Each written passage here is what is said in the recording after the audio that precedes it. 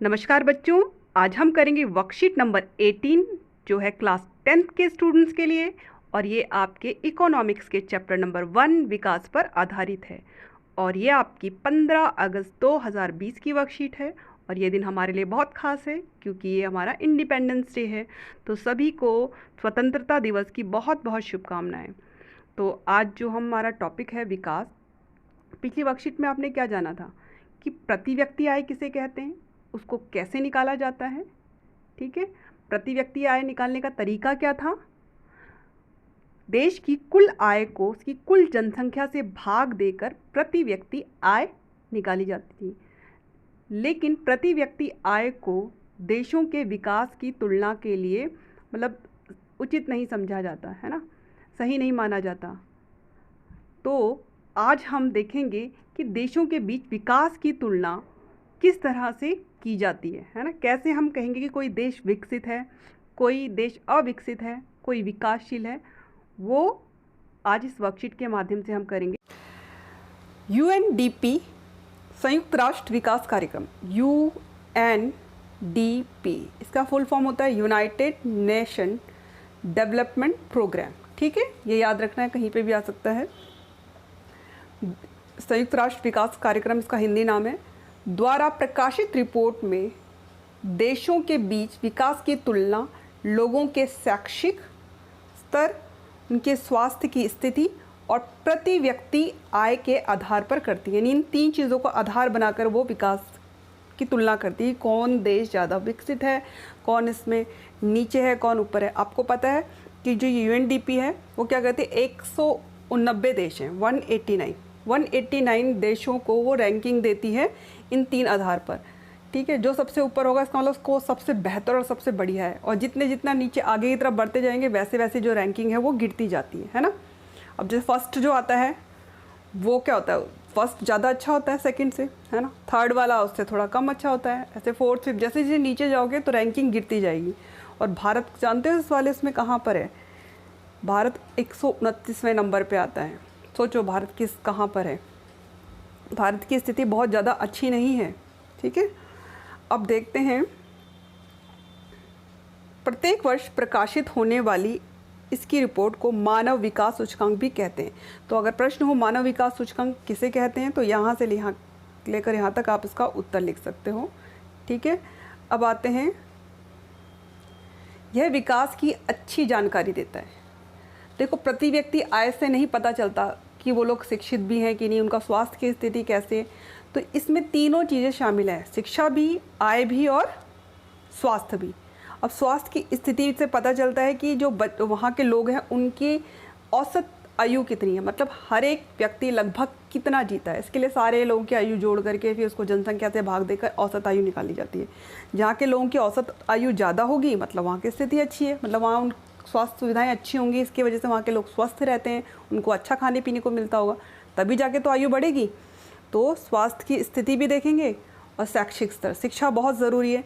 जिस देश के ज़्यादा से ज़्यादा नागरिक पढ़ते हैं और ज़्यादा समय तक पढ़ते हैं उसकी स्थिति जो है बाकियों की तुलना में बेहतर होगी। और जो इन तीनों में अच्छा है उसकी रैंकिंग उतनी अच्छी होती है। ठीक है, अब आते हैं। उदाहरण के लिए कुल राष्ट्रीय आय में श्रीलंका से बहुत आगे होते हुए भी भारत इस सूची में उससे बहुत पीछे है। श्रीलंका आप जानते हो बहुत छोटा सा देश है, ये हमारे हरियाणा के बराबर है। और हरियाणा में जो 2 करोड़ की आबादी है, श्रीलंका में भी लगभग उतनी ही आबादी है। ये बहुत छोटा देश है लेकिन ये बहुत सारे मामलों में हमसे आगे है। भारत की अगर कुल राष्ट्रीय आय देखा जाए तो बहुत ज़्यादा है। ठीक है, उसकी तुलना में श्रीलंका तो एक छोटा सा देश है तो उसकी बहुत कम है। पर फिर भी श्रीलंका की जो औसत जो प्रति व्यक्ति आय है वो ज़्यादा है। और ये हमसे शिक्षा में भी आगे है और ये हमसे स्वास्थ्य में भी आगे है। इस वजह से इसकी रैंकिंग हमसे ज़्यादा अच्छी है और भारत इससे काफ़ी पीछे है। तो आपको मैं ये वाला जो तालिका है आप इसमें देख सकते हैं। इस तालिका को देखिए बेटा, ये जो तालिका है ये 2017 की है। ये हर साल आते हैं और इन आंकड़ों में परिवर्तन जो है होता रहता है ना। जैसे अगर क्लास में बच्चों का जब पेपर होता है उसके हिसाब से रैंकिंग बदलती रहती है, ऐसे ही इसमें भी हर साल तुलना के लिए उनके आंकड़े लिए जाते हैं और हर साल इनमें बदलाव होता रहता है, तो रैंकिंग ऊपर नीचे होती रहती है।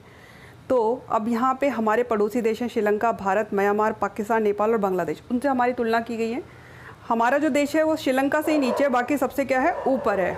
ठीक है, अब श्रीलंका का देखो, इसकी जो औसत आय वो है आय डॉलर में, ठीक है, $1 लगभग 70 रुपये का होता है, ये ध्यान रखना।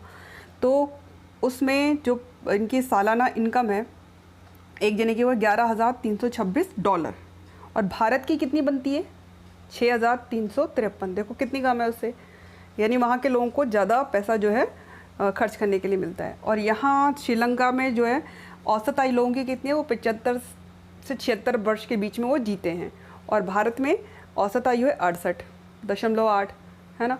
वहाँ के जो बच्चे हैं वो 10.9 वर्ष तक स्कूल जाते हैं, यहाँ के सिर्फ 6.4 वर्ष तक।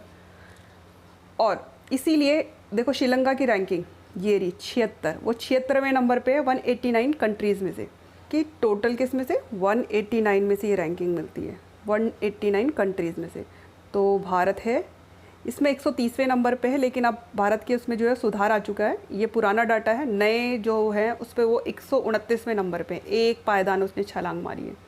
ठीक है, तो इस तरह से तुलना की जाती है। बाकी म्यांमार, पाकिस्तान, नेपाल, बांग्लादेश, इनकी स्थिति हमसे अच्छी नहीं है, और ये इम्पॉर्टेंट है, आपके बुक में है, आप इसको रीड कर लेना। ठीक है, इस तालिका को भी, हमको ये ज़्यादा अच्छे से समझ में आएगा। अब चलते हैं आगे। आगे है इसमें, ये देखो वही मैंने बताया था, भारत इस सूची में बहुत पीछे, क्योंकि श्रीलंका के प्रति व्यक्ति आय, शिक्षा की उपलब्धता, औसत आयु वो आप देख चुके हो, जो स्वास्थ्य सेवाओं की अच्छी स्थिति को दर्शाती है, में भारत से बेहतर है, वो मैंने आपको पहले उसके द्वारा बता दिया। अब इसी तरह भारत में प्रति व्यक्ति आय में बेहतर होते हुए भी पंजाब सामाजिक सूचकांकों जैसे शिशु मृत्यु दर, साक्षरता दर आदि में केरल के मुकाबले पीछे है। यानी अगर हम पंजाब और केरल में तुलना करें, ये राज्यों की तुलना है, तो पंजाब के लोग जो है उनकी प्रति व्यक्ति आय ज़्यादा है, लेकिन अगर बाकी चीज़ों से तुलना करें, उसमें है शिशु मृत्यु दर, तो वो पंजाब में ज़्यादा है, साक्षरता दर जो है वो केरल में ज़्यादा है। तो इस हिसाब से जो सार्वजनिक सुविधाएं हैं वो कैसे, प्राथमिक स्वास्थ्य केंद्र, सरकारी स्कूल आदि में बेहतर उपलब्धता की वजह से यहाँ की जो स्थिति है वो पंजाब से ज़्यादा बेहतर है। आपको पता है ना, केरल हमारा एकमात्र राज्य है जहाँ पे लगभग 100% जो है लोग एजुकेटेड हैं, लगभग। ठीक है, तो इसकी वजह क्या है, वहाँ पे जो सार्वजनिक सुविधाएं हैं वो बहुत अच्छे से उपलब्ध हैं लोगों के लिए, जिसकी वजह से वहाँ के लोग ज़्यादा जीते हैं, वहाँ शिशु मृत्यु दर कम है, ज़्यादा पढ़ते हैं। अब आते हैं पहले प्रश्न पर। पहला प्रश्न क्या है, प्रश्न 1, मानव विकास सूचकांक कैसे प्रति व्यक्ति आय के मुकाबले विकास की तुलना के लिए बेहतर है। तो आधा उत्तर तो हम यहीं से लिखेंगे कि मानव विकास सूचकांक प्रति व्यक्ति आय के मुकाबले विकास की तुलना के लिए बेहतर है। सिर्फ कैसे शब्द जो है वो हमने हटा दिया। ठीक है, अब बाकी का उत्तर कैसे लिखेंगे ये आप यहाँ देखिए। अब देखो ये पहली लाइन तो वही है यहाँ तक, ठीक है, बेहतर है तक। उसके आगे क्योंकि जोड़ना है, क्योंकि इसमें देशों के बीच विकास की तुलना प्रति व्यक्ति आय के अतिरिक्त लोगों के शैक्षिक स्तर एवं उनकी स्वास्थ्य स्थिति के आधार पर की जाती है। यानी दो और चीज़ें जुड़ गई इसमें।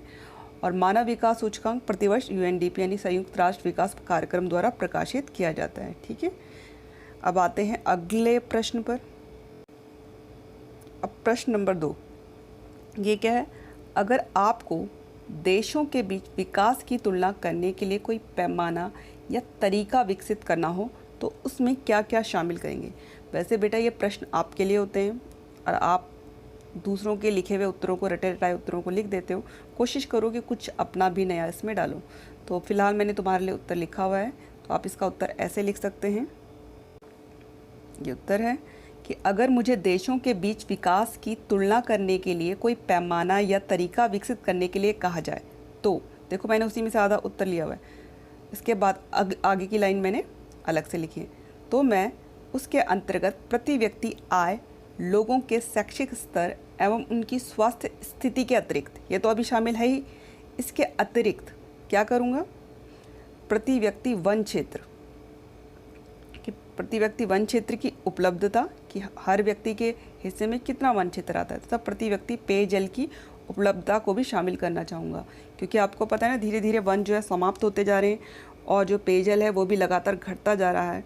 और अगर जिस तरह से मानव उसका इस्तेमाल कर रहा है अगर लगातार करता रहा तो एक स्थिति ऐसी आएगी कि वन क्षेत्र भी कम हो जाएंगे और पीने का जल भी नहीं बचेगा। तो फिर बताओ मानव का विकास कैसे होगा, है ना? तो देश कैसे बचेगा, सभ्यता कैसे बचेगी? तो ये चीज़ें भी बहुत ज़रूरी हैं। आप चाहो तो इसमें अपना कोई जो आप सोचते हो कि वो ज़रूर होना चाहिए इसके अंदर बिंदु, वो शामिल कर सकते हो। ठीक है, अब आते हैं अगले प्रश्न पर। प्रश्न नंबर 3, सार्वजनिक सुविधाएं कैसे बेहतर विकास को संभव बनाती हैं, उदाहरण देकर समझाइए। तो हम यहाँ पे देखेंगे पहले सार्वजनिक सुविधाएं क्या होती हैं और वो विकास को, बेहतर विकास को कैसे संभव बनाती हैं, और उदाहरण, ये 3 चीज़ें हमें अपने उत्तर में ध्यान रखनी है। तो अब इसका उत्तर कैसे लिखेंगे आप इधर देख सकते हैं। तो इसका उत्तर सबसे पहले मैंने सार्वजनिक सुविधाएं किसे कहते हैं उससे किया है। तो सार्वजनिक सुविधाओं से आशय उन सुविधाओं से है जिन्हें कोई व्यक्ति व्यक्तिगत स्तर पर ना तो खरीद सकता है और ना ही प्रबंधित, बिंदी भी इसमें, प्रबंधित कर सकता है। ये सुविधाएं सामान्यतः सरकार द्वारा उपलब्ध कराए जाती हैं। मतलब ये सारी सुविधाएं कौन हमें उपलब्ध करवाता है? सरकार। ये हम खुद से नहीं इसको कर सकते। ये इसलिए भी महत्वपूर्ण है, क्यों ज़रूरी है? ठीक है, क्योंकि जेब में रखा रुपया वे सब वस्तुएं और सेवाएं नहीं खरीद सकता है जिनकी हमें बेहतर जीवन के लिए आवश्यकता हो सकती है ना?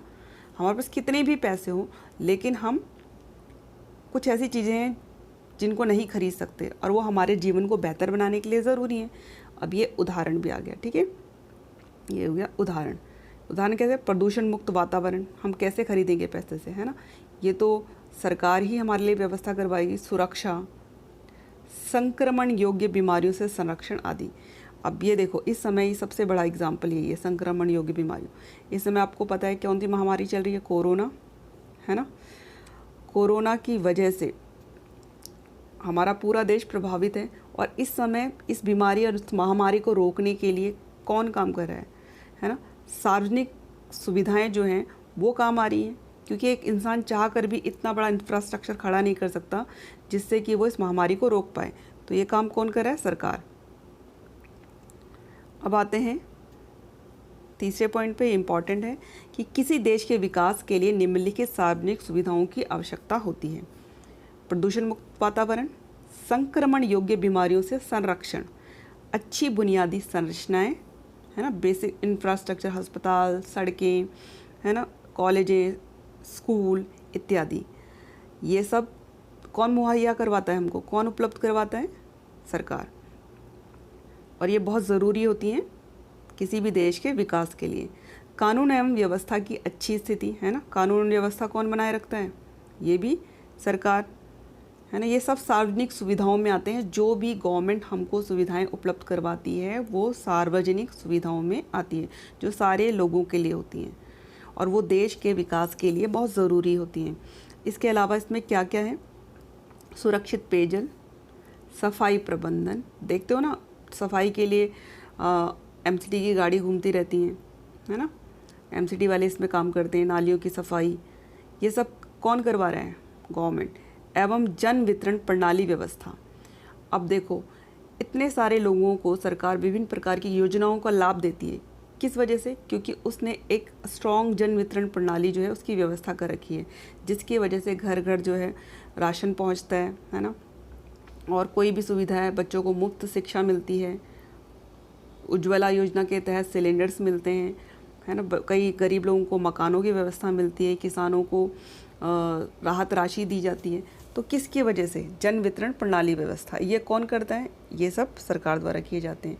तो ये सारे बिंदु आप लिख सकते हो, आपका अच्छा सा उत्तर बन जाएगा। इसके अतिरिक्त ये जो उत्तर है कई सारे प्रश्नों में आपको काम आएगा। तो जब आगे प्रश्न करोगे तो आपको समझ में आ जाएंगे कि आप इनमें से कई सारे बिंदु उसके अंदर भी लिख सकते हो। तो अब अगले प्रश्न पर चलते हैं। प्रश्न नंबर 4, पिछले वर्ष मानव विकास सूचकांक को इंटरनेट की मदद से देखिए और उसमें भारत के स्थान का पता लगाइए। तो इसका उत्तर है कि भारत का जो इस समय जो मानव विकास सूचकांक है उसमें जो उसका स्थान है वो है 129वां, है ना। भारत ने एक स्थान की छलांग लगाई है। पहले 130वें स्थान पर था, अब थोड़ी सी स्थिति बेहतर हुई है और अब वो 129वें स्थान पे आ गया है। वैसे आप इसका उत्तर ऐसे लिखिएगा, देखो उत्तर है इसका, संयुक्त राष्ट्र विकास कार्यक्रम के मुताबिक साल 2019 में मानव विकास सूचकांक यानी कि वही ह्यूमन डेवलपमेंट इंडेक्स, ये उसकी फुल फॉर्म है, याद रखना, के मामले में भारत ने एक स्थान की छलांग लगाई है और अब भारत की SGI के मामले में 189 देशों के बीच की रैंकिंग 129 हो गई है। तो ये ध्यान रखना, 189 देशों के बीच में होती है ये वाली जो रैंकिंग है, और उसमें भारत है 129 नंबर पे। तो सोचो अभी कितना नीचे है। और पिछले साल भारत जो है 130वें नंबर पर था, बस थोड़ा सा एक स्थान ऊपर जंप किया है। तो ये आपके उत्तर हो गए। ध्यान से समझ के वर्कशीट को कीजिए, अपनी बुक में से भी चैप्टर को पढ़िए, ठीक है, मन लगा के पढ़िए और खूब अच्छे अच्छे नंबर लेके आइए। बाय बच्चों।